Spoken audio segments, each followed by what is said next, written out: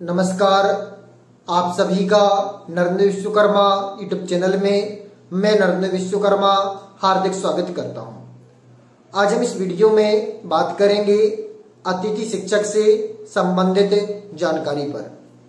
आज के हमारे इस वीडियो का टॉपिक है, यदि अतिथि शिक्षकों की भर्ती 10 या 15 अगस्त तक होती है तो अतिथि शिक्षकों को पूरा वेतनमान मिलेगा या नहीं। आज हम इस वीडियो में इसी टॉपिक पर बात करेंगे। तो जैसे कि आपको पता है, अतिथि शिक्षक की जो भर्ती पहले 1 अगस्त से होनी थी, किंतु होटल मेंटेनेंस के कारण अब अतिथि शिक्षकों की भर्ती संभवतः 10 या 15 अगस्त तक पूर्ण रूप से हो पाएगी। तो यदि 10 या 15 अगस्त तक अतिथि शिक्षकों की भर्ती पूर्ण होती है तो ऐसे अतिथि शिक्षक जिसने 10 या 15 अगस्त को ज्वाइनिंग ली है तो क्या उन्हें पूरा वेतनमान मिलेगा या नहीं?